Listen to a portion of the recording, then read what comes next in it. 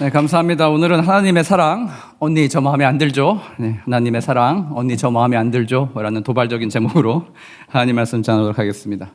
여러분, 오늘 어느 서울에 있는 한 대형교회 강단을 보니까 이 강단 앞에 한 영어 문구가 써 있는데 그게 항상 화면에 잡혀요. 목사님을 클로즈업 해도 이 앞에 문구가 항상 잡히는데 그게 영어로 God is love, 하나님은 사랑이시다 라는 너무너무 간단한, 너무 쉬운 영어를 적어놨어요.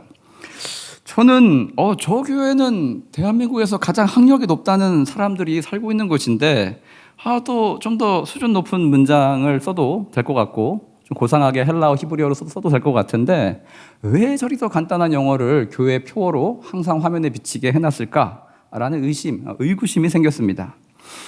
근데 여러분 생각해 보니까 거기엔 참 깊은 뜻이 있더라고요. 이 문구를 미는 데는 다 이유가 있어요. 하나님의 사랑을 우리가 받아서 우리 모두가 구원을 받게 된 건데 그 받은 사랑을 우리가 하기에는, 흘려보내기에는 너무너무 어렵기 때문입니다. 평생을 노력해 보십시오, 여러분. 평생 발버둥 쳐보십시오. 하나님께 받은 그만큼의 사랑, 저와 여러분을 통해서 온전히 다 흘러가지 못하게 된다는 것입니다. 어찌 보면 우리는요, 하나님 사랑에 보나 저수지나 댐과 같아요. 그 받은 사랑을, 우리에게 흘러들어온 그 사랑을 어떻게 합니까? 대부분 우리가 원하는 시기에 우리가 원하는 곳에만 흘려보내는 그런 성향이 여전히 남아있기 때문입니다. 이는 하나님 사랑의 자연스러운 물줄기가 되어야 될 저와 여러분인데 하나님께 받은 그 사랑의 물줄기 흘러보내기는커녕 보로 막아놓고 그렇게 가둬놔서 녹조가 끼는 자연스러운 사랑의 흐름을 막는 하나님의 사랑의 원수, 방해자가 될 때가 참 많다는 것입니다. 최근에 믿음 생활을 시작하신 분들 보면 부러워요. 하나님과 사랑에 빠져서 너무너무 행복한 그런 달콤한 시간을 보내고 있기 때문입니다. 그렇게 여러분 영혼의 깨가 쏟아지는 것 같은 예수님과의 신혼생활이 시작이 됐어요. 그러나 시간이 좀 지나면 신혼의 단꿈은 점점 멀어지고 모든 부부가 겪는 여러 가지 문제에 봉착을 하게 된다는 것입니다. 새신자가 교회에 와서도 얼마 정도 시간이 흐른 다음에 가장 힘들어하는 것은 아마 이것일 것입니다. 나에게 죄 지은 자를 다 용서해 주라는 그 메시지 말입니다. 왜냐하면 여러분, 믿기 전에는 나에게 정말 잊지 못할 피해를 입힌 사람들에게 어떤 자비나 은혜도 흘러가지 못하게 내가 이미 차단해 놓고 그렇게 살아왔기 때문이에요. 저들과의 관계를 끊고 멀리하는 건 나를 보호한 행동이고 나의 영혼을 위하는 정당한 행동이고 나 자신을 살리는 그러한 의로운 행동이라고 생각하며 살아왔기 때문입니다. 그런데 여러분, 교회에 오니 오늘 본문의 말씀이 들려옵니다. 오늘 본문의 비유가 왠지 저와 여러분의 마음을 많이도 불편하게 만드는 것입니다. 용서하지 않는 종의 비유에서 그 종이 왠지 저와 여러분이 된 듯한 기분이 종종 든다는 거예요. 왜입니까? 고백해 봅시다. 저와 여러분의 마음에는 여전히 정서적인 감옥이 활발히 운용되고 있기 때문입니다. 내게 잘못을 저지른 자들, 가볍게는 몇 개월에서 1년, 무겁게는 무기징역까지 마음 한켠에 그렇게 가두어 두었기 때문입니다. 그렇게 여러분, 나의 기준으로 기소하고 형을 확정시켜서 일정 기간 형기가 끝날 때까지 절대 다시는 나에게 접근하지 못하도록 조치를 단단히 취해 놓았다는 것입니다. 여기서 보면 여러분, 나는 언제나 피해자의 위치에 서 있습니다. 피고의 자리에 서 있고 상대는 나에게 극악을 행한 그 무도함을 선사한 원고의 자리에 서게 만든다는 것입니다. 그리고 여러분, 이거 무슨 짜고 치는 고스톱 같아요. 판사의 자리에 내가 앉아서 자신의 자아가 앉아서 북치고 장구치듯이 저 피고가 받은, 내 자신이 받은 그 상처를 충분히 씻고도 남을 만큼의 형량을, 그 고통의 형량을 나에게 상처를 준 원고에게 선사한다는 것입니다. 그런데 말입니다. 하나님을 믿고 나니까 힘든 게 한두 가지가 아니죠. 오늘 본문에 용서할 줄 모르는 종이 되지 않기 위해서는 이 마음의 교도소 모두 운영을 내려놓아야 한다는 것입니다. 여러분, 이것을 실행하려니까 그동안 어렵게 체계적으로 정리시켜 놓은 인간관계, 그 관계에서 오는 검은 원자력 오염수와 같은 그런 물줄기 쓰나미가 우리 삶 가운데 막 들어닥쳐서 삼켜버릴 것 같은 그런 불안하고 불편한 마음이 찾아온다는 거예요. 그럼에도 불구하고 여러분, 하나님의 자녀가 된 이후에, 즉 하나님의 자녀로서 우리가 죄인의 신분에서 벗어나서 아들과 딸의 신분을 받고 변화받은 이후에 우리는 이 힘든 사랑을, 내 마음이 결코 원하지 않은 이 힘든 사랑을 반드시 해내야 하는 명제 가운데 놓이게 된다는 것입니다. 여러분, 우리는 왜 이 사랑을 해야 하고, 이 사랑을 하려면 내가 죽는 것 같은, 정말 내 손에서 피가 줄줄 흐르는 것 같은 그런 고통과 아픔이 찾아오게 되는 것일까요? 내 자아가 가둬온 어떤 사람들을 석방시키고 풀어주고 더 나아가서 적극적으로 사랑해주는 것이 왜 하나님이 우리에게 바라시는 그런 일이 될까요? 그것은 바로 오늘 비유의 말씀과 같이 우리가 하나님으로부터 어마어마한 사랑을 받았기 때문이에요. 1만 달란트 빚을 탕감받은 자, 그렇게 하나님은 저와 여러분을 인식하기 때문이란 것입니다. 즉 여러분, 사형에 해당하는 죄가 하나님으로부터 용서를 받았어요. 그럼에도 불구하고 우리는 100데나리온 빚진 자들과 같이 죽일 만큼의 죄가 아니라 저와 여러분의 삶에 어느 정도 불편함을 끼친, 우리에게 모욕감을 준 그런 크고 작은 일들로 우리를 아프게 했던 사람들을 용서하기가 너무나 참 힘들다는 것입니다. 왜 그렇습니까? 우리가 받은 사랑이 어떤 사랑이었는지, 무엇을 탕감받은 사랑이었는지를, 어떤 대가를 받았는지를 우리가 자주 망각하고 잊고 살아가기 때문입니다. 여러분, 하나님께서 우리가 예뻐서, 우리가 가치가 있어서, 착해서, 예의 발라서, 진실하고 충성스럽고 믿음직하고, 그래서 저와 여러분을 먼저 찾아와서 사랑해 주신 것이 아니잖아요. 아들을 우리 생명을 대신할 대성물로 내어주기까지 사랑해 주신 것이 우리가 결코 예뻐서가 아니라는 거예요. 여전히 우리의 죄가 우리 안에 남아있을 때 하나님께서 결심하셨어요. 사랑하자, 사랑해야겠다, 결심하고 결단하시고 그 사랑의 대가로, 사랑의 증자로 예수님을 제물로 우리에게 내어주신 것입니다. 여러분, 우리가 받은 그 사랑의 선물이 이렇기에 우리 눈에 가시 같은, 우리 마음에 들지 않는, 정말 나를 불편하게 하는 사람들, 우리 힘들지만 사랑을 해야 해요. 여러분도 잘 아실 것입니다. 여기서 이것을 해야만 하는 논제, 명제로 받아들이면 너무너무 하기가 싫어요. 그러나 방금 말씀드린 것 같이 저와 여러분이 받은 그 사랑이 무엇인지를 우리가 묵상해 본다면 이것을 행해야 될 논리적인 설득이 조금씩 생기게 될 것입니다. 우리가 그 사랑을 먼저 받았기 때문에 우리도 우리에게 죄 지은 자를 용서해주고 사랑해줘야 하는 명제가 우리 마음속에 드디어 들어오게 된다는 거예요. 그런데 여러분, 살아보십시오. 이 명제를 실천해 보려고 한번 삶으로 살아보십시오. 여러분은 곧 고백하게 될 것입니다. 이것이 얼마나 어렵고 너무나 힘든 일이라는 것을 곧 깨닫게 될 거예요. 왜냐하면 여러분, 우리의 인간적인 사랑으로는 도저히 할 수 없는 영역의 그런 사랑을 하나님께서 우리에게 요구하고 계시기 때문이에요. 따라서 여러분, 차라리 그 자리를 피해버리고 도망쳐버리고 싶은 것이 바로 저와 여러분의 마음일 것입니다. 예수께서 그럼에도 불구하고 이 사랑을 반드시 우리가 해야 될 것을 용서할 줄 모르는 종의 비유를 통해서 우리에게 다시 한번 말씀해 주셨어요.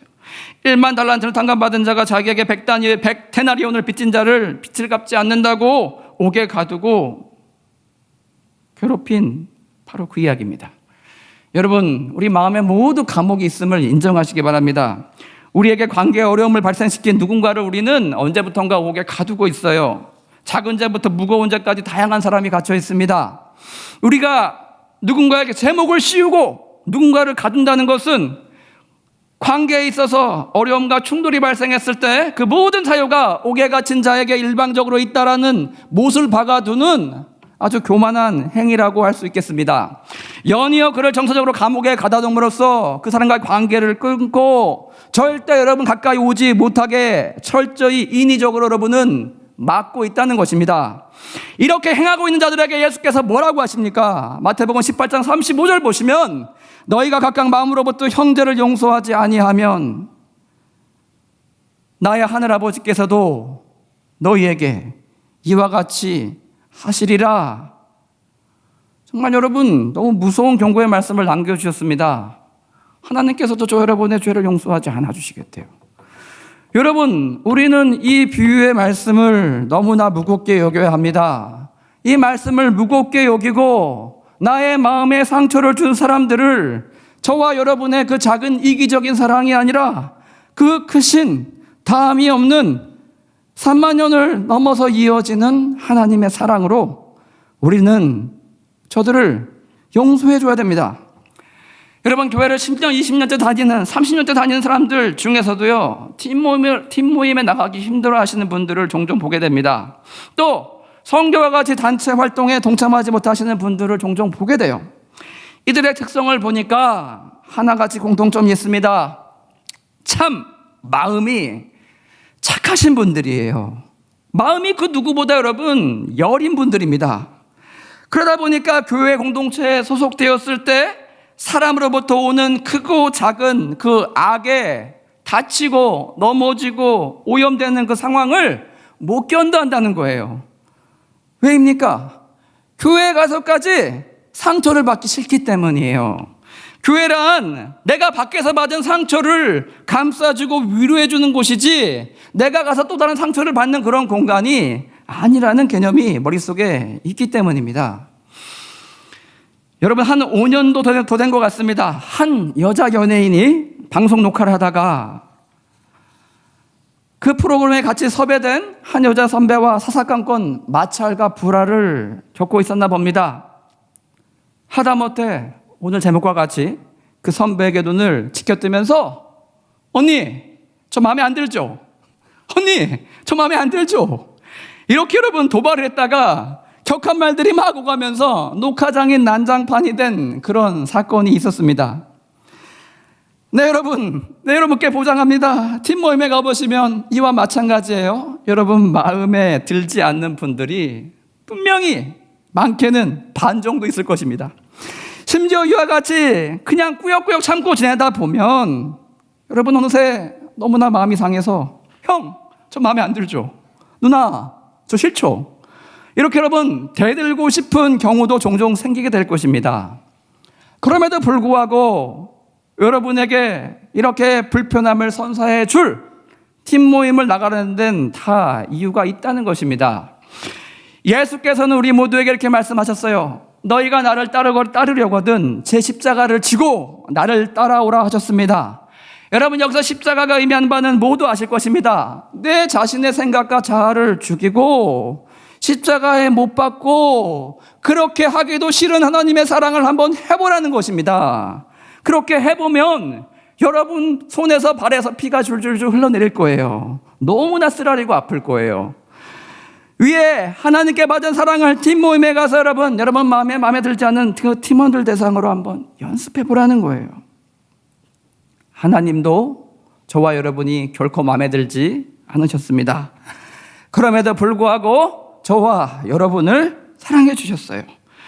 우리가 여러분 강단에서 선포되는 담임 목사님의 말씀을 듣고 바로 집으로 귀가하게 된다면, 여러분의 친한 친구만을 만나게 된다면 여러분의 머리는 굉장히 커져만 가게 됩니다. 상상 속의 나라에서 여러분은 이미 천사와 같고 사랑 못하리가 전혀 없어 보인다는 것입니다. 그러나 여러분, 예배 후에 이어지는 팀 모임, 가장각색의 사람들이 모인 그 모임에 가보면 여러분 분명히 여러분 마음 가운데 마을의 마음을 불편하게 만드는 누군가가 꼭 한두 명씩은 앉아 있을 것입니다. 그 불편한 자리에 나가야 할 이유는 내가 사랑으로, 나의 사랑으로 내치고 버리고 심지어 영원히 가둬버리고 싶은 사람들을 하나님의 사랑으로 사랑해보는 그 연습을 하라고 하나님께서 여러분에게 주어진 교보제, 연습 시간이란 것을 여러분 깨달으시기 바랍니다. 수학을 잘하는 사람은 개념만 열심히 파고 결코 시험을 보지 않습니다. 수없이 많은 연습 문제를 풀어봄으로써 자신이 알고 있는 개념을 더 완벽하게 만들고 더 완벽하게 활용할 수 있는 그 수준까지 끌어올린 이후에야 시험을 치르게 됩니다. 이렇게 여러분, 수학을 잘하려면 먼저 잘 듣고 이해해야 됩니다. 그러나 반드시 꼭 연습 문제를 풀어봐야 한다는 것입니다. 신앙생활도 마찬가지예요. 하나님의 아름다운 주옥 같은 그 사랑, 강당에서 선포되는 그 사랑, 마음 가운데 충만히 받고 여러분 그것을 행할 곳이 없다면, 그것을 연습할 곳이 없다면 여러분의 그 신앙, 그 사랑은 결코 자랄 수 없다는 것입니다. 여러분, 이런 의미에서 팀을 리더하시는 간사님들은 참 복된 위치에 있어요. 왜냐하면 간사님들의 역할은 이미 정해져 있습니다. 그 역할이 무엇입니까? 나에게 어떤 팀원이 배정되든지 나는 그를 무조건 사랑해야 된다. 내게 어떤 팀원을 주시든 간에 나는 하나님의 사랑으로 그를 사랑해야 한다 라는 그 명제에 묶여있기 때문입니다. 이는 스스로 십자가에 자신을 묶는 거예요. 손발을 못 박은 형국입니다. 간사님들도 분명히 여러분 인간적으로 호불호가 있을 거예요. 하지만 그것을 떠나서 자신의 역할을 너무나 잘 알고 있기 때문에 주어진 그 누구라도 품고 사랑하면서 저들을 인도해야 된다는 것입니다. 내치고 싶어도 내칠 수 없는 자리에 서려면 여러분 어떻게 되겠습니까? 여러분의 생각, 여러분의 호불호가 죽어야 한다는 것입니다. 왜냐? 여러분 눈에 미운 사람을 여러분의 사랑으로는 도저히 사랑할 수 없기 때문입니다. 여러분, 하나님의 그 어려운 사랑을 품고 싶으시면 여러분 간사님과 같은 그런 위치에, 자신을 십자가에 못 박는 그런 위치에 여러분 자신을 세워보시기 바랍니다. 그 사랑의 아이콘 자리에 서게 될 때 여러분의 소울 화살, 그 화살은 사랑의 화살밖에 남아있지 않아요. 무엇이 올지라도 간사님이 나눠줘야 될 그 무기는 하나님께 받은 사랑의 무기밖에 없기 때문입니다. 여러분, 이거 해본 사람들은 다 알아요. 정말 힘들어요. 정말 내 성격 같아서는, 기질 같아서는 때려치고 안 하고 싶습니다. 제가 제일 많이 듣는 말이 뭔지 아십니까? 목사님, 이번 텀까지만 하겠습니다. 다음 텀에는 내년에는 내려놓고 싶습니다. 그렇게 때로 내가 죽고 내가 피를 흘려야 하는 자리가, 하지만 여러분 그 자리가 머지않아서 얼마나 복된 자리임을 여러분은 머지않아 깨닫게 될 것입니다. 여러분, 그런 자리가 주어지지 않았다면, 그 역할에 여러분이 부르심을 입지 않았다면 여러분은 뻔해요. 여전히 자기 눈에 사랑스러운 사람만을 이웃으로 정의하고 저들을 사랑하고 있을 것이기 때문입니다. 여러분, 마음에 상처를 준 자들 여전히 여러분 마음속에 가두고 때리고 미워하고 있을 것이기 때문입니다. 팀에 마음에 안 드는 누군가가 있다면 늘 팀을 바꿔달라고, 저 사람 때문에 같은 팀으로 선교를 갈 수가 없다고 늘 그렇게 어린아이와 같이 때를 쓰면서 요청할 것이기 때문입니다. 따라서 저는 권면합니다. 여러분, 팀에 가면 꼭 누군가, 마음에 들지 않는 누군가 있어서 팀 모임 가기 싫으십니까? 그것이 바로 여러분이 팀 모임을 회피해야 될 이유가 아니라 여러분이 반드시 팀 모임에 가야 할 바로 그 이유인 것입니다. 가서 여러분 눈에 미워 죽는 누군가를 사랑해보는 연습 한번 해보십시오. 오래 참아야, 한참을 보아야 예쁜 사람들, 즉 긴 시간을 투자해야 사랑할 만한 것이 요만큼 보이는, 간신히 보이는 그 누군가를 사랑해야 하는 것이 저와 여러분에게 주어진 하나님의 숙명이자 하나님께서 우리에게 부여해 주신 과제라는 것입니다. 이것은 하나님의 자녀가 된 시점부터 하나님께 부여받은 큰 사명, 그 사명이라는 것입니다. 따라서 여러분, 그 간단해 보이는 영어 문구 God is love, 하나님은 사랑이시다. 그 문구가 저와 여러분 마음 가운데 너무나 무거운 그런 문구로 다가와야 한다는 것입니다. 여러분, 이것이 가능하게 되려면 성결과 성화의 과정을 모두 우리가 거쳐내야 됩니다. 중국 선교의 아버지 허드슨 테일러가 평생을 마음속에 품고 간직하며 산 문구가 있다고 합니다. 그 문구는 다음과 같아요. 성결은 예수님을 받아들임으로써 시작이 되고, 성결은 예수님을 마음에 두고 있을 때 늘 성장하며, 성결은 항상 곁에 계신 예수님을 우리가 늘 의지하고 의식하며 살아갈 때 비로소 완성이 된다라고 이야기했습니다. 하나님의 사랑, 하나님의 자녀가 됨을, 예수님을 나의 구주로 받아들이고 그 가운데 우리는 이미 서 있습니다. 근데 여러분, 그 사랑이 어떻게 커집니까?